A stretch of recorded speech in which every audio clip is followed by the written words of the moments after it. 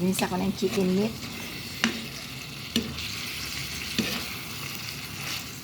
So, siyempre, bawang, sibuyas, kamatis. Pero nilagyan ko yung luya. Maluya ang tawa ko. Ilalagay ko na yung gulay. Pagsasamahin ko na. Sayote.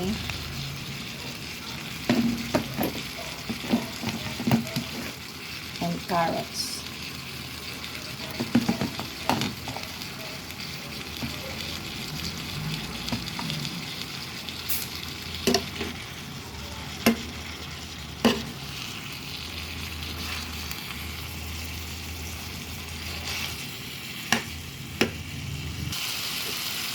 Haluin ko lang siya ng konti, tapos tatakpan para hahayaan ko siyang magkatas ng sarili niya. Lalabas siya ng sarili niya juice. At syempre, kumuha naman ako ng malunggay sa kapitbahay. Nasa tabing kalsada kasi nga, yung tanim ko, bago pa lang ulit tumutubo. So, kahit sariling tanim siya, paghugas ko nilagyan ko ng asin. Kaya nakikita nyo, may sauce na siya.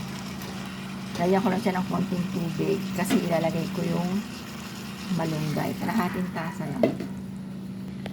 So, ayan, Chef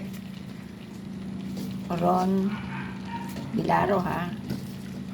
Yung mga green. Natutunan ko sa mga green. Ayun na nga, oh. Diba? Green. Konting paminta. Konting asin. Yan. Pwede na, para hindi labog, di ba? Di ba? Oh, maayos. Masarap. Dinagdag ko na yung malunggay kasi sayang yan. Pwede nyo lagyan ng Knorr cubes kung gusto nyo. Bakit lagyan ko ng pangalan? Chicken cubes pala. Dadagyan ko ng konting tubig. Tapos, pwede nyo lagyan ng cornstarch or para lumapot, pero ayoko na malapot. Tsaka pwede nyo lagyan ng Knorr cubes. Yung sabaw nyo kasi pwedeng chicken stock. Whatever you want. Okay? Hindi ka na nga. Naglagay ako ng chicken cubes. O, ayan.